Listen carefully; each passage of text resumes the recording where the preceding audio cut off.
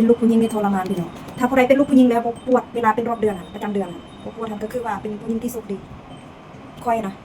แต่ก่อนยังนักจนสิตุยพี่น้องทุกเดือนนะทุกอันเป็นรอบเดือนจะมีเป็นไข้เป็นอนังกรเนาะแล้วก็เป็นไข้เป็นเป็นเขาไข้ทับระดูนะมันจะหนักแล้วก็ปวดประจำเดือนค่ะตอนเป็นเศษเป็นซากของอะไรเป็นมาส่งถึงตอนมันเริ่มเป็นน้ำอนาอย่างก่อนตัวค่อยหันจอยแต่ว่าไปกวดสุขภาพค่ะปวดทั้งหมดปวดทางกายและอันโมวาอันมีไขมันในเส้นเลือดตั้งแต่นั้นมามันก็เริ่มมีอาการแบบปวดหัวแบบทางกายเขามันเพียงพอขาดสารอาหารหลายอย่างปวดท้องพี่น้องเวลาเป็นรอบเดือนตอนใดปวดท้องนะปวดท้องปวดนี้กันค่ะอันนี้คือไหล่คือจะเป็นอัมพฤกษ์อัมพาตนี่แหละแล้วก็ทุกรอบเดือนก็จะท้องก็จะซ้ำเพราะว่าแต่ก่อนเขาจะซื้ออันนะพุ่งน้ำมันอันนั้นจะประกบใส่น้ำมันแต่มา2-3 ปีนี่ก็คือแบบมันก็โอเคค่ะนะบ่ค่อยหนักปานใดมันจะมีส่วนแบบเดือนมันหนักเดือนมันบ่ค่อยหนักแล้วค่อยก็บ่ได้ใส่ถุงน้ำมันวันนี้ค่อยใส่อันนี้เป็นแต่ก่อนค่อยสิตัดแล้ว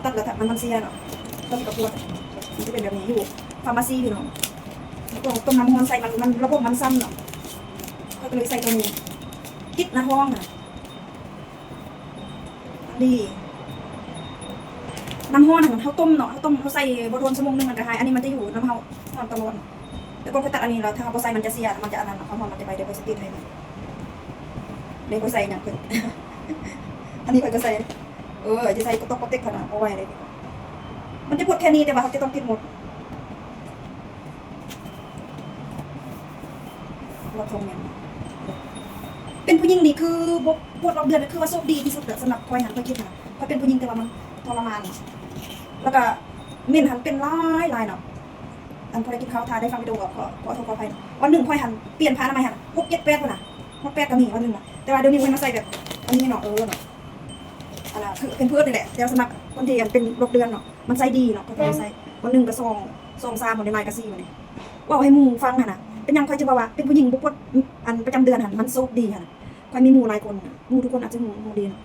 แล้วคนที่คอยลบตลอดหันซิมูเป็นรอบเดือนทุกเดือนคอยสุดท้ายเขาจะเบิ่งมาท้องคอยหันมันแดงแล้วมันซ้ำมันดำหันเป็นอาทิตย์2 อาทิตย์จะหายเพราะว่าเขาเอาน้ำมันมาประคบดิมันจะดำมันจะซ้ำกับอะไรเดี๋ยวนี้นะคอยซื้ออันนี้มาติดเนาะไม่ต้องซ้ำแล้วมันก็ฮอนอยู่ทำคืนหันมันสวยได้ทำมาคือบุไปกวดสุขภาพกันเป็นนักขนาดนั้นไปเลยพี่น้องไปหาหมอจีนหมอเนื้อหมอฟังเข้มไปหาหมอลวงหมอก็ไปหมดแล้วไปเอ็กซเรย์ไปกวดเขาก็บอกว่ามันบ่ได้เป็นอย่างให้เขาออกกำลังกายว่าสิหัวจะปวดพี่น้องไปหาหมอเอ็กซเรย์เบิ่งหมดแล้วตอนนั้นนะเป็นหนักแห้งทุกเดือนคือสิตุยคือคอยหาห้องไปให้ค่าครั้งนึงมันเฮ็ดยังบ่ได้เลยนะให้นะพ่อบ้านก็ดีแต่ได้พ่อบ้านดีเนาะพอดีค่ะเวลาเป็นลมเดือนเพิ่นสิเมื่อยสำใดเพิ่นก็เล่นไปเล่นมาต้มน้ำให้เฮาตอนกลางคืนและนี่เฮาก็บ่ฮู้จักอีกอันติดอันนี้นะเพิ่นเป็นคนมีความรู้สึกมันมีแต่คอยบ่เคยใส่ใจคอยคิดว่ามันนั่นแล้วเพิ่นก็ซื้อมาให้เฮาติดมันเอาดีมันก็ดีมันสวยได้หันกันเลยแต่เพิ่นซื้อมาให้ตลอดแล้วก็ถ้าอันนี้ข้อยก็บ่ฮู้เนาะเพิ่นก็ซื้อมาให้นะเพิ่นซื้อมาให้เนาะเขาเป็นรอบเดือนเราปวดหันนะแต่ก่อนหันนะให้ตอนกลางคืนหันเพิ่นก็ดึกสำใดเพิ่นก็เล่นไปต้มน้ำหันอยากนอนสำใดหันใกล้จะสว่างแห้งนักเพิ่นก็ตื่นไปต้มน้ำจนบ่ได้รับบ่ได้นอนโชคดีที่เพิ่นดูแลเฮาดีเนาะถ้าเป็นคนอื่นเนี่ยเฮ็ดเวียกเมื่อยเมียมากก็เนาะใจหายแล้วแต่เพิ่นทำโมพาน้ำหมอกอนามัยบ่มีเนาะบอกให้เพิ่นก็ไปซื้อเพิ่นไปซื้อไอ้ผู้หญิงเพิ่นเฮ็ดได้หมดเนาะใครปวดรอบนึงก็คือว่าโชคดีเนาะค่อยหันทุกรอบเดือนเนาะค่อยหันให้ป่วยทุกครั้งที่เป็นรอบเดือนหันไปใส่มาใส่บ่ได้แต่ก่อนหันตอนเป็นเซเป็นซ่าบ่ได้เป็นหยังหน้าพี่น้องเป็นแบบเป็นลายอ่ะเปลี่ยนตลอดช่วยเลือดสุดตัวนี่แหละไรบปวดกับโชคดีคอย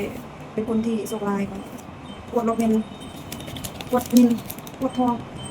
ซ้ำมือแหละคอยหันนอนก่อนสิเป็นหันบางเดือนหันมันรู้สึกอย่างมันโอเคมันดีมันอยากไปแต่เดือนนี้หัน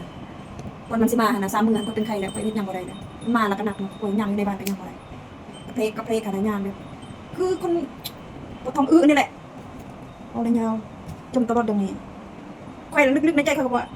เดี๋ยวฮอด40 ปีแล้วคอยสิหมดรอบเดือนนะหมดเป็นประจำเดือนบ่หมดง่ายดอกเพราะว่า50 ปลายปีป้าคอยสิอดทนปวดประจำเดือนปานนั้นหรือคอยสิตุยก่อนน่ะปวดอย่างกระเดียกระโดดต้นใดอยากให้มันแบบบ่มีแบบอาการแบบเป็นเม่นคือผู้ชายนะ50แม่50 ปลายปีเพิ่นเม่นหายแล้ว50 ปลายปีเม่นบ่มาแล้วป้าคอยสิทนปวดประจำเดือนจนฮอดปานนั้นถ้าอายุฮอดเนาะถ้าอายุยังยืนเนาะโอ้แล้วก็น่าเศร้าพี่น้องบ่แม่นปวดซื่อๆได้ปวดประจำเดือนปวดหัวเป็นไข้ทับระดูน่ะใครบ่เคยเป็นคือแบบบ่มีอาการนี้บ่เคยสัมผัสคือว่าโชคดีค่อยค่ะโชคร้ายบ่เลยน่าเศร้าพี่น้องเป็นไข้ลายมือนะมันปวดท้องอยู่นี่แต่เขาติดอันนี้แล้วมันฮอนดูเขาติดอันนี้แล้วมันฮอนดูที่ผ้าอนามัยมันก็อันนั้นเป็นไข้ขับรถเพื่อนเป็นเลยเนาะ ใส่ดีดีอันนี้นะบริมาโฆษณาหรอกอันนี้นำให้ใส่บริการนำเขาหรอกมันใส่ดีบ๊ายบาย